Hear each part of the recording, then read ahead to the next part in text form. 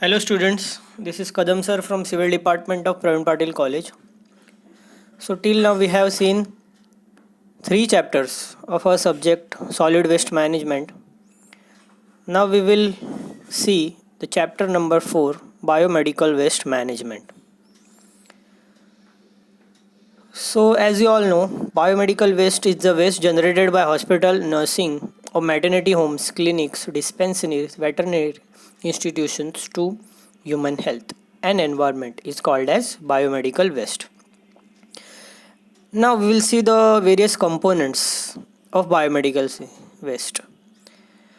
So biomedical waste consists of the human anatomical waste such as tissues, organs, body parts, etc. Also, it consists of animal waste generated during research experiments from veterinary hospitals. Also, it consists of microbiology and biotechnology waste such as laboratory cultures, microorganisms, human and animal cell cultures, toxins, etc. Also, the waste sharps such as hypodermic needles, syringes, scalpels, broken glass, etc. are also included in the biomedical waste category.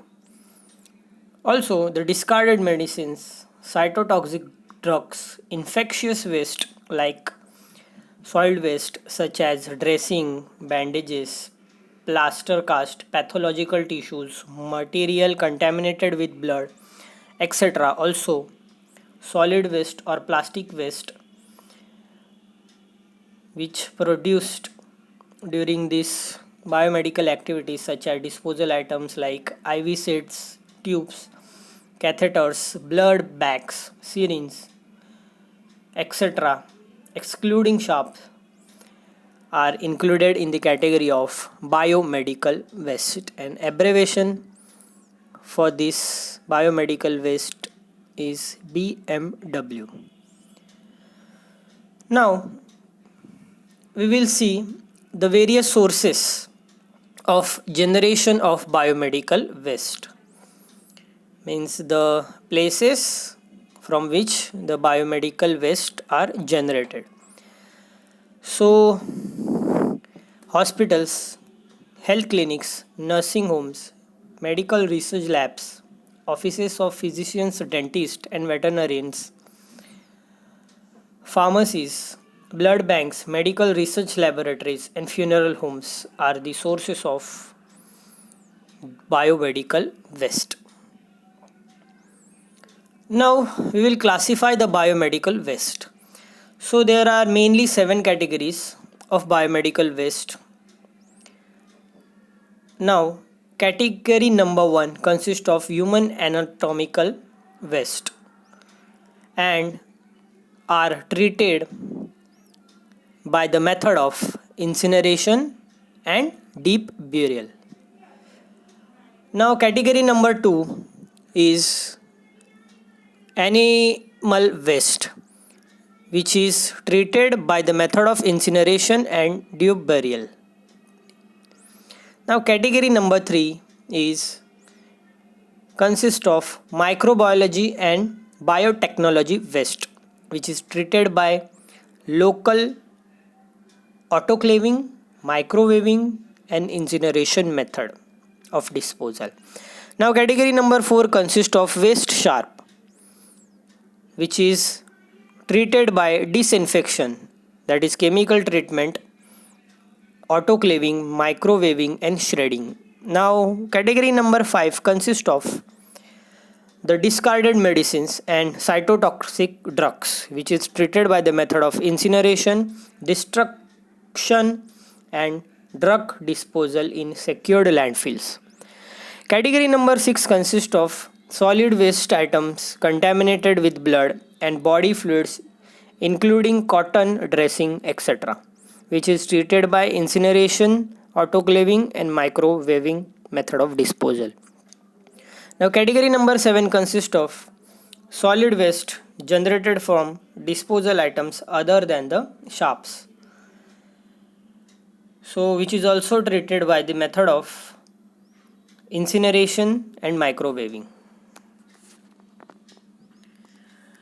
Now there are the laws or provisions in the law by the government bodies for the proper management of biomedical waste.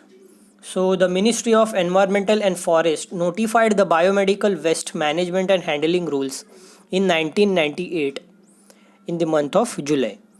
So there are some provisions are made. So first provision for biomedical waste management is it is a duty of every occupier, that is the person who has the control over the institution or its premises, to take all the steps to ensure the waste generated is handled without any adverse effect to the human health and environment.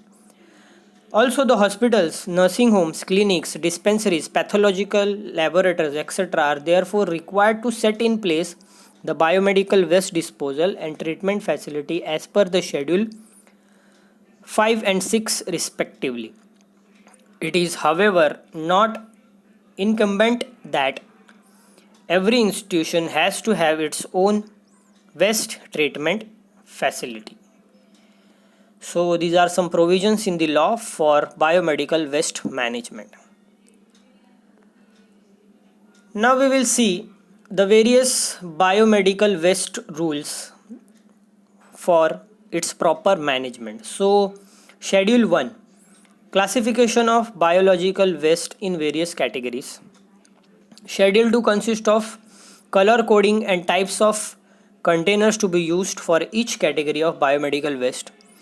Schedule 3 consists of pro forma of the label to be used on container or bag. Schedule 4 consists of pro forma of the label for the transport of waste container or bag. Schedule 5 consists of standards for treatment and disposal of waste. And Schedule 6 consists of deadline for creation of waste treatment facilities. So these 6 schedules having the various rules for proper management of biomedical waste. So that's all in this chapter number 4, that is biomedical waste management. We will continue our subject solid waste management in the next video. Thank you.